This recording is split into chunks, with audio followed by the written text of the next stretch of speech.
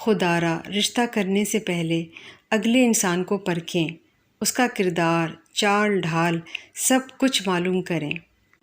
میں نے ایک ماں کو کپڑے کی بالکل نئی 2 جان نمازیں اٹھائے بیچ بازار کے دہائیاں دیتے دیکھا۔ ان کو چند خواتین نے پکڑ کر بٹھایا اور پانی پلایا، مگر وہ نہیں سنبھل رہی تھیں۔ ان کے کسی جاننے والے کے ذریعے ان کو گھر پہنچا دیا گیا۔ 3 دن بعد میں نے اس واقعے کی تحقیق کی تو میرے سامنے حقیقت کھل کر کچھ یوں آئی۔ رونے والی محترمہ کا نام شمع ہارون تھا۔ میں نے کسی ذریعے سے ان سے ملاقات کی تو پتہ چلا کہ وہ بیوہ عورت ہیں۔ ان کی ایک بچی ہے جو اب یتیم ہو چکی ہے۔ شوہر کسی مل میں اچھے عہدے پر کام کرتے تھے، مگر کرنٹ لگنے سے ان کی موت واقع ہو گئی۔ شوہر کی موت کے بعد کمائی کا سلسلہ موقوف ہو گیا، تو انہوں نے خود سے بچوں کو فی سبیل اللہ قرآن پاک کی تعلیم دینا شروع کر دی۔ بچوں کے والدین نے ان کو نیک عمل کے عوض ان کو کچھ نہ کچھ ہدیہ دینا شروع کر دیا۔ یوں ان کے گھر کا روزگار چلنے لگا۔ انہوں نے اپنی بیٹی کو دینی تعلیم گھر پر دی اور دنیاوی تعلیم اسکول میں دلوائی۔ ان کی کڑی مشقت کے بعد ان کی بیٹی نے سرگودا یونیورسٹی سے MBA کیا اور تعلیم مکمل ہوتی ہی انہوں نے بیٹی کی شادی کی تیاری شروع کر دی۔ نیک ماں کی تربیت تھی، لہٰذا یونیورسٹی کے جدید ترین ماحول میں رہنے کے باوجود ان کی بیٹی نے اپنا ہم سفر خود چننے کے بجائے یہ حق ان کو ہی دے دیا۔ بہت سوچ بچار کے بعد انہوں نے اپنی بیٹی کا رشتہ اپنے بھتیجے سے طے کر دیا۔ گو کہ نیک سیرت اولاد ہونے کی وجہ سے ان کی بیٹی کے لیے بہت سارے رشتے آئے، جس میں پڑھے لکھے اور مذہبی لوگوں کے گھرانے بھی شامل تھے۔ مگر شمع ہارون نے سوچا کہ میری بیٹی کو جو سکھ میرے بھائی کے گھر میں مل سکتا ہے وہ کہیں اور نہیں مل سکتا، لہٰذا بنا اپنے بھتیجے کی جانچ پرکھ کیے انہوں نے اپنی بیٹی کا نکاح کر دیا۔ نکاح کے بعد بھابھی کی طرف سے ڈیمانڈ شروع ہو گئیں، مگر چونکہ پوری کرنا ممکن نہ تھا، لہٰذا منت سماجت کر کے بیٹی کو رخصت کر دیا گیا۔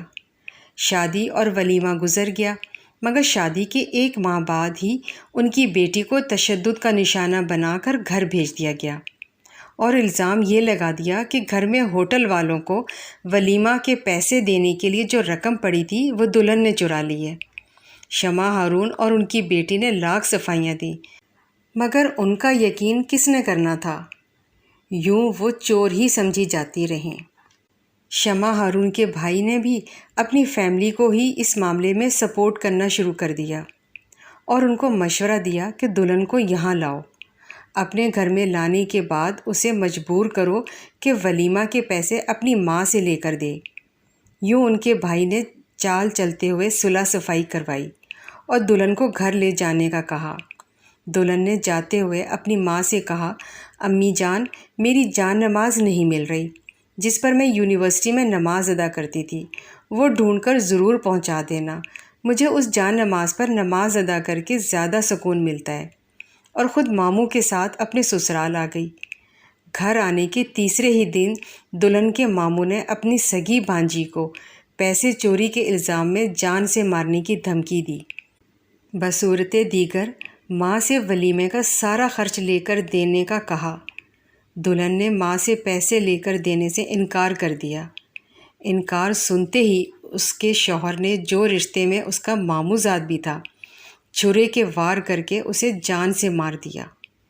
دوسری طرف شمع ہارون لاکھ ڈھونڈنے کے باوجود بھی اپنی بیٹی کی پرانی جان نماز نہ ڈھونڈ سکی اور اس کے لیے 2 نئی جان نمازیں خرید لیں، مگر ابھی خرید کر بازار سے نکلی بھی نہ تھی کہ اسے بیٹی کی موت کی خبر ملی، تو اس نے رونا پیٹنا شروع کر دیا۔ کسی جاننے والے نے انہیں گھر پہنچایا۔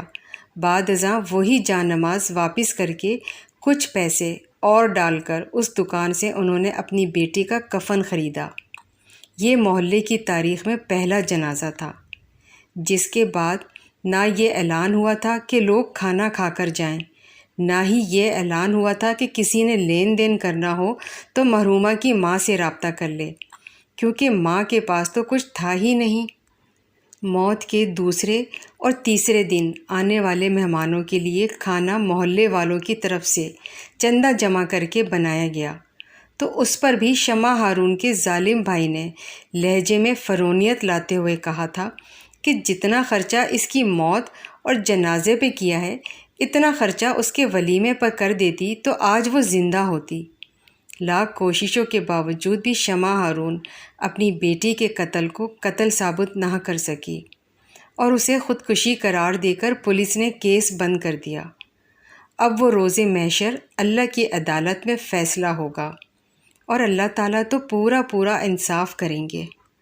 شمع ہارون جیسی غلطی دہرانے والے لوگوں سے التجا ہے کہ بیٹی کا رشتہ پوچھ پڑتال کر کے جانچ پرکھ کر دیں، اولادوں کو بلی چڑھا کر پرانے رشتوں کو برقرار نہ رکھیں، بلکہ اولاد کی مرضی، خواہش اور خوشی کو مقدم رکھیں۔